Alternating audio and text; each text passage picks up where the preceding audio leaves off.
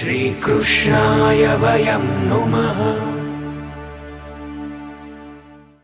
मत्स्य भोगी बगलो मुक्ता फल, देखी चंचु न भरे. એ બગલાને મોતી પણ મળી જાય તો એના કામનું નથી, કારણ કે એ તો માછલીનું ભક્ષણ કરવા વાળું છે. એમ અનાવશ્યક સાધનો વ્યક્તિ ભેગા કરે, અનાવશ્યક પદાર્થો વ્યક્તિ ભેગા કરે તોય એ પ્રેમ રસને પામી ન શકે, એમાં વ્યવધાન ઓર ઊભા થાય. આપણે આનંદ કંદ પ્રભુને આજે પ્રગટ કરવાના છે અને એમના પ્રાદુર્ભાવ માટે સૌથી પહેલી શરત શું? તો સૌથી પહેલી શરત જ પ્રેમ છે.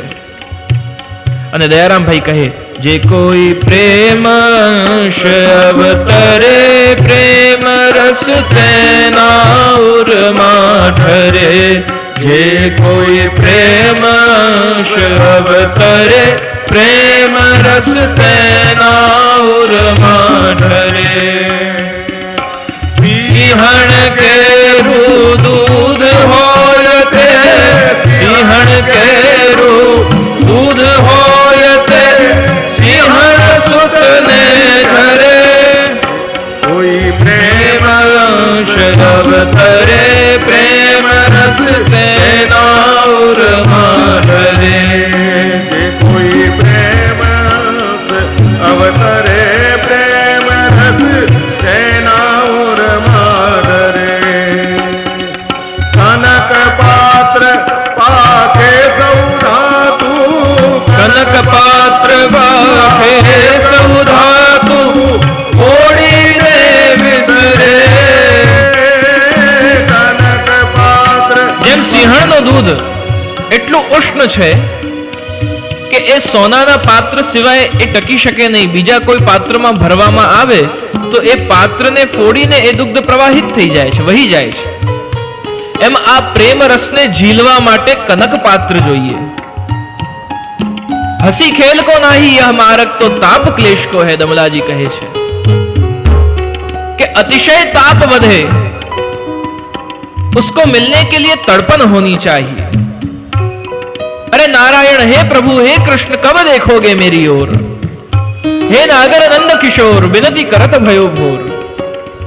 हम चितवत तुम चितवत नाही, मेरे कर्म कठोर. हे नागर नंद किशोर, कब देखोगे मेरी ओर. प्रभु, एक दृष्टि आपने क्यारे पड़शे. જ્યારે પ્રેમની પ્રારંભિક અવસ્થા છે, એ અવસ્થામાં જીવ એમની માટે તડપણ કરે. એ ચાહે કે મને જલ્દી મળે. પહેલા તો પરિચય થાય છે. પરિચય પછી વારંવાર એમને મળવાનો વિચાર આવે. ભગવાનની લીલા, ભગવાનનું સ્વરૂપ, ભગવાનનું સામર્થ્ય કેવું છે, એમનું રૂપ કેવું. કાલે આપણે બે વસ્તુનું ચિંતન કર્યું, સ્વરૂપ માધુર્ય અને સ્વભાવ માધુર્ય. ભગવાનનું સ્વરૂપ અને સ્વભાવ બંને કેવા છે? તો એ જીવને પોતાના પ્રેમ પાશમાં નાખી દેવા છે. લવ એટ ફર્સ્ટ સાઇટ થઈ જાય. એક વાર જુઓ ને પ્રેમ થાય.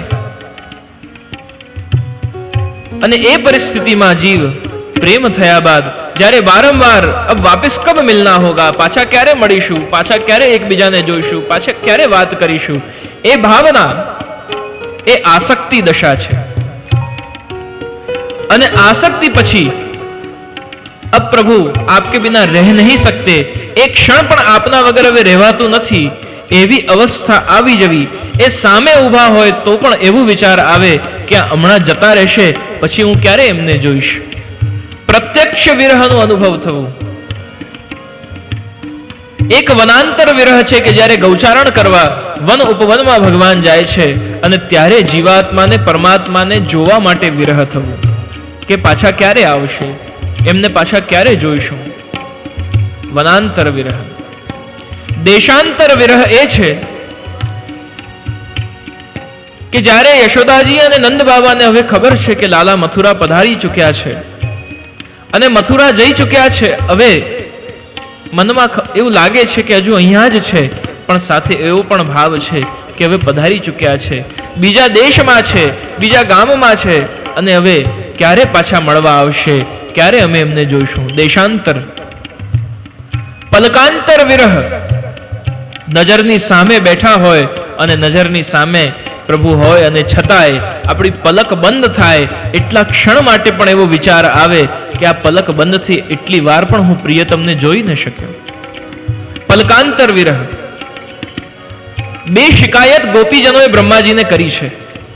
એક શિકાયત તો કરી કે બ્રહ્માજી, આ મનુષ્ય દેહ બનાવ્યું તો એની ઉપર, આ આંખ ઉપર આ પાપણો પલકો કેમ બનાવી? કારણ કે આ વારંવાર બંધ થાય છે અને અમે પ્રિયતમના દર્શન કરવાથી અટકીએ છીએ.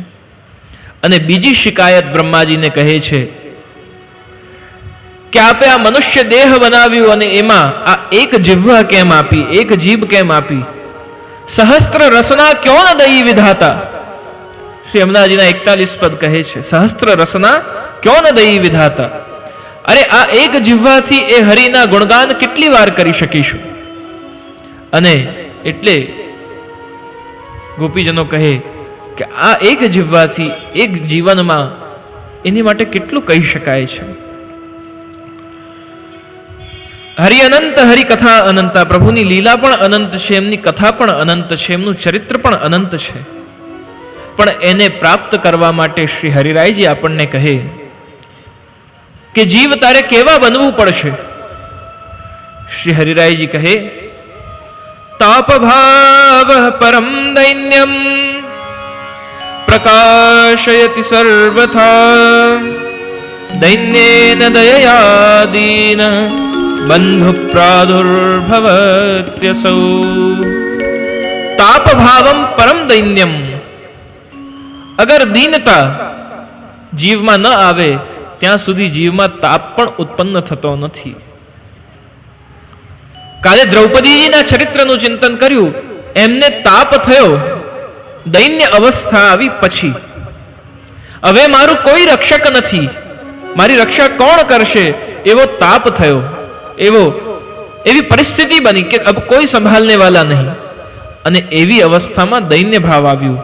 હે દયાનિધિ, હવે કૃપા કરો, હે કૃપાનું હવે દયા કરો, હવે રક્ષા કરો, હવે બચાવો. અને ત્યારે પ્રભુ પ્રગટ થઈને અને એક ક્ષણમાં દ્રૌપદીજીના ચીર પૂર્યા.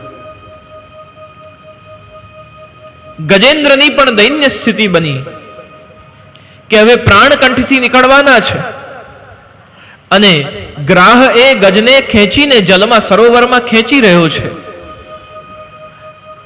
ગ્રાહ ચરણ પકડેલો છે, મગરે એ ગજરાજનું ચરણ પકડ્યું છે અને જલમાં ખેંચી રહ્યો છે. અને હવે ગજરાજને એવું છે કે હું પ્રાર્થના કરી રહ્યો છું. ગજેન્દ્ર સ્તુતિ કરે છે ભગવાનની અને પુકારે છે કે પ્રભુ આપ આવો, મેરી રક્ષા કરો. દૈન્ય અવસ્થા બની, પ્રાણ નીકળી જવાની સ્થિતિ બની. ત્યારે પ્રભુએ એક ક્ષણમાં મને સ્મરણ કર્યો છે એટલે મારે રક્ષણ કરવું જોઈએ. પ્રભુ ગરુડગામી બનીને અને ગજેન્દ્રના રક્ષણ માટે પધારે છે.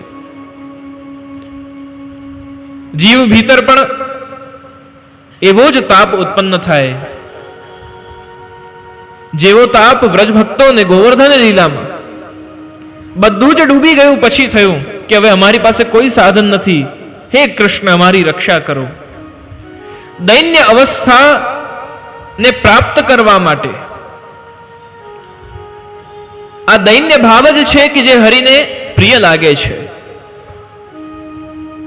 શ્રી વલ્લભ કહે કે દૈન્યમેવેકમ અસ્માકમ હરિતોષણ સાધનમ. પ્રભુને પ્રસન્ન કરવા માટે યજ્ઞ કરવા, તપ કરવા, દાન કરવા, જપ કરવા, શું કરવું? એવી કઈ અવસ્થા છે કે પરિસ્થિતિ છે, એવી કઈ ક્રિયા છે, સાધન છે જે પ્રભુને પ્રસન્ન કરી શકે? શ્રી વલ્લભ કહે કે દૈન્યમેવેકમ અસ્માકમ. એક દૈન્ય ભાવ, દીન ભાવ એવું છે કે જેનાથી પ્રભુ પ્રાપ્ત થાય છે. અને પ્રભુની એ પ્રસન્નતાને પ્રાપ્ત કરવા વિરહની બહુ જ આવશ્યકતા છે. એક ગુરુ પોતાના શિષ્ય બહુ ઉદ્વેગ વાળો હતો અને શિષ્ય વારંવાર ગુરુને જઈને કહે કે મને ભગવાનથી મળાવો, મને ભગવાનથી મળાવો, મને ભગવાનથી મળાવો, મારે ભગવાનનું સાક્ષાત્કાર કરવું છે, એમને જોવા છે, મને શીઘ્ર તમે ભગવાનથી મળાવો. ગુરુ કહે કે આમ ન મળે, ધીરજ ધારણ કર. કે ના, મને તો હમણાં જ ભગવાનથી મળવું છે. ગુરુએ કીધું કે સારું, કાલે સવારે બ્રહ્મ મુહૂર્તમાં જ્યારે હું તર્પણ ક્રિયા આદિ કરવા જઉં ત્યારે નદીના કિનારે તું મારી સાથે આવજે. ગુરુદેવની આજ્ઞાનું પાલન કરી અને શિષ્ય બીજા દિવસે સવારે ગુરુ 4 વાગે પહોંચે, શિષ્ય 3:30 પહોંચીને તૈયાર છે. અને જેમ જલમાં સ્નાન કરવા પ્રવેશ કરે છે ગુરુ, શિષ્ય કહેવા લાગ્યો કે હવે મારી માટે શું આજ્ઞા છે? ગુરુએ કહ્યું કે તુમ ભી અંદર આવો. જલમાં ગયા તો ગુરુએ ડૂબકી લગાવી. ડૂબકી લગાવીને બહાર આવ્યા તો શિષ્યને કહ્યું કે ભાઈ તું પણ ડૂબકી લગાવ. હવે જેમ શિષ્યએ ડૂબકી લગાવી, ગુરુએ પોતાનો હાથ એ શિષ્યના માથા પર મૂકી દીધો અને જલમાંથી બહાર ન આવવા દે. અંદર એનો જીવ છટપટાવા લાગ્યો અને છટપટાઈને જેમ ઉછળીને બહાર આવ્યો, હજુ તો શ્વાસ લે, આંખો લૂછે, અને ગુરુએ પાછો એનું માથું જલમાં દબાવ્યું. પાછું થોડી વાર થઈ ઉછળીને બહાર આવ્યો, પાછું ગુરુએ એનું માથું દબાવ્યું જલમાં, અને ત્રીજી વારમાં તો ગુરુનો હાથ પકડીને અને શિષ્ય બહાર આવવા લાગ્યો અને કહ્યું કે અબ બસ, ये आप क्या कर रहे हो गुरुदेव? मैंने भगवान से मिलाने के लिए, भगवान के दर्शन करने की आपसे प्रार्थना की थी, भगवान के धाम पहुंचाने के लिए बात नहीं की थी. ये आप मुझे जल में डुबा रहे हो, मारा तो प्राण निकली जशे, મને કષ્ટ થાય છે કે ક્યાંક મારા પ્રાણ ન નીકળી જાય. ગુરુએ કહ્યું બસ યહી તો બાકી હૈ. જેમ પ્રાણને નીકળવા માટે જીવ છટપટાહટ કરે છે, એની અંદર વ્યગ્રતા આવી જાય છે, બેચેન બની જાય પ્રાણ નીકળવાના હોય ત્યારે, આવી બેચેની પ્રભુ માટે આવશે ત્યારે પ્રભુ મળશે.